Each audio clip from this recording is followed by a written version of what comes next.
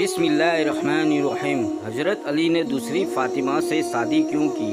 ہشام بن خالد اپنے خاندان کے کچھ لوگوں کے ساتھ ایک سفر پر جا رہے تھے کہ ایک رات انہوں نے خواب دیکھا کہ ایک انتہائی خوبصورت سبز زبردست موتیوں سے بنے ایک تخت پر بیٹھے ہیں۔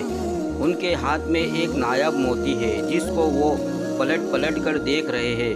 اتنی دیر میں ایک مرد سوار آتا ہے، ان کے پاس آ کر پوچھتا ہے کہ ہشام بن خالد، کیا اس موتی کو مجھے بیچو گے؟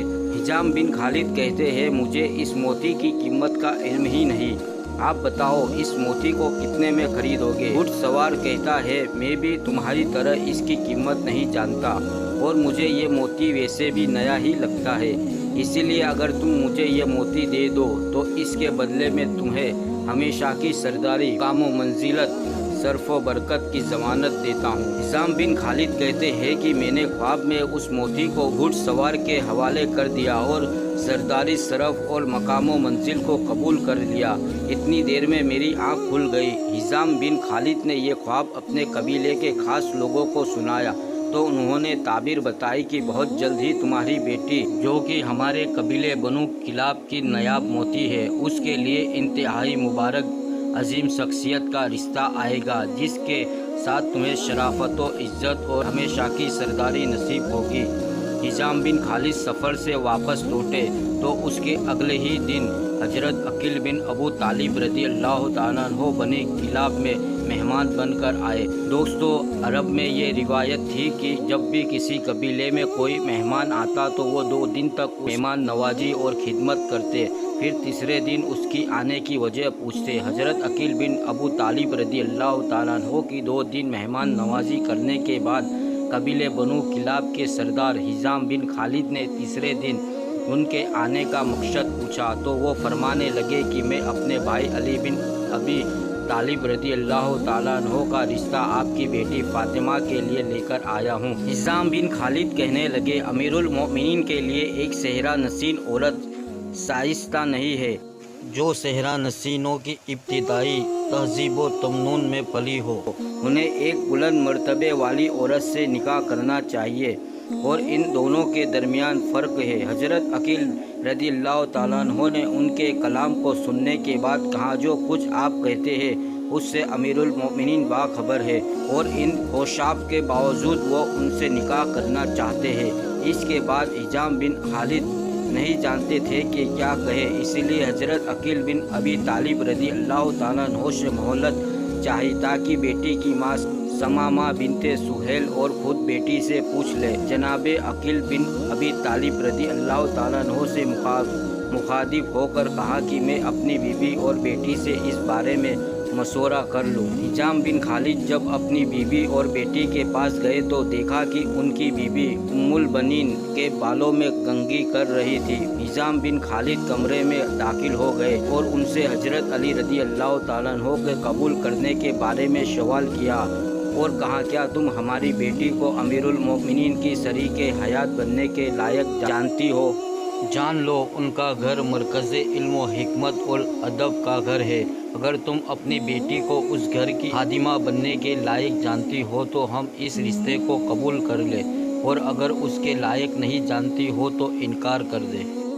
دوستو، حضرت عقیل بن ابی طالب رضی اللہ تعالیٰ عنہ علم انصاف کے ماہر تھے، اسی لیے حضرت فاطمہ رضی اللہ تعالیٰ عنہ کی وفات کے بعد جب حضرت علی رضی اللہ تعالیٰ عنہ نے محسوس کیا کہ بچوں کے دیکھ بھال اور گھرداری سنبھالنے کے لیے ایک عورت کی ضرورت ہے تو آپ نے اپنے بھائی حضرت عقیل بن ابی طالب رضی اللہ تعالیٰ عنہ کو فرمایا، میرے لیے کسی گاؤں کی عورت کا انتخاب کیجیے جو بہادر اور دلیر مرد عربوں کی نسل سے ہو، تاکہ میں اس کے ساتھ شادی کروں اور وہ میرے لیے بہادر اور بیٹوں کو پیدا کرے۔ حضرت عقیل بن ابی طالب رضی اللہ تعالیٰ عنہ کے مطابق بنو کلاب قریش کے بعد عربوں کا سب سے مشہور قبیلہ تھا، جس کے مرد بہادر کے لیے مشہور تھے۔ اسی لیے حضرت عقیل رضی اللہ تعالیٰ عنہ نے بنو کلاب کے سردار ہشام بن خالد کی بیٹی فاطمہ کا انتخاب کیا، جو بہادری اور گھڑ سوار میں ماہر تھی۔ خیر، جب حضرت عقیل بن ابی طالب رضی اللہ تعالیٰ عنہ نے ہشام بن خالد سے رشتہ مانگا اور ہشام بن خالد نے اپنی بیوی سے پوچھا کہ کیا ہماری بیٹی حضرت علی رضی اللہ تعالیٰ عنہ کے لائق ہے، تو ان کی بیوی کہنے لگی کہ حزام خدا کی قسم میں نے اپنی بیٹی فاطمہ کی تربیت بہتر انداز میں کی ہے اور یہ ہمارے قبیلے کی سب سے زیادہ نیک لڑکی ہے، بس آپ اسے علی بن ابی طالب رضی اللہ تعالیٰ عنہ کے نکاح میں دے دیجیے۔ اور پھر سنت رسول صلی اللہ علیہ وسلم کے مطابق کچھ مؤرخین نے نکاح کی تاریخ 23 ہجری لکھی ہے۔ نکاح کے فوراً بعد جب حضرت علی رضی اللہ تعالیٰ عنہ فاطمہ بنت حزام بن خالد کو لے کر گھر آئے تو فاطمہ بنت حزام جو شرافت کی پیکر تھی کہنے لگی کہ میں اس وقت اندر داخل نہیں ہوگی جب تک مجھے حضرت فاطمہ رضی اللہ تعالیٰ عنہ کی بڑی بیٹی زینب اجازت نہ دے دے۔ حضرت حسنین کو ماں کی یاد ستانے لگی تو ان کی آنکھیں آنسوؤں سے چھلک پڑی۔ جب فاطمہ بنت حزام نے گھر میں قدم رکھا تو اس وقت حسن حسین رضی اللہ تعالیٰ عنہ کو تیز بخار تھا اور فاطمہ بنت حزام نے اپنی شادی کی پہلی رات جنت کے سرداروں پر وار دی اور ساری رات ان کی خدمت میں گزار دی۔ آپ کے منہ سے مسلسل یہی الفاظ نکلتے رہے کہ میں فاطمہ نہیں بلکہ میں تو فاطمہ زہرا کی اولادوں کی کنیز ہوں۔ حضرت علی رضی اللہ تعالیٰ عنہ جب بھی فاطمہ بنت حزام کو آواز دیتے تو حضرت حسن حسین رضی اللہ تعالیٰ عنہ کو اپنی امی کی یاد غمگین کر دیتی، اسی لیے فاطمہ بنت حزام کہنے لگی کہ آپ مجھے کنیز فاطمہ پکارا کرو تاکہ بچوں کو اپنی والدہ کی یاد نہ ستائے۔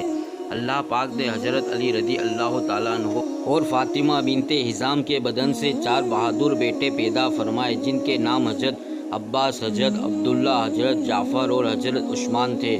انہی چاروں بیٹوں کی وجہ سے حضرت فاطمہ بنت حزام ام البنین کے لقب سے مشہور ہوئی۔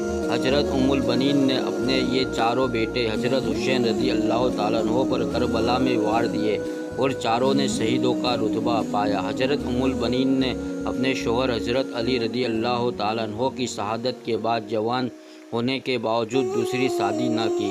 ان کے بعد وہ 20 سال سے زیادہ تک زندہ رہی۔ آپ کی تاریخ وفات کے بارے میں اختلاف ہے لیکن مشہور یہی ہے کہ حضرت ام البنین نے 13 جمادی الثانی 64 ہجری کو وفات پائی۔ اللہ کریم ہمیں نبی کریم صلی اللہ علیہ وسلم اور ان کے پاک گھرانے سے بے پناہ محبت عطا فرمائے، آمین۔ دوستو ویڈیو پسند آئی ہو تو پلیز لائک اور سبسکرائب ضرور کریں۔ ملتے اگلی ویڈیو میں، اللہ حافظ۔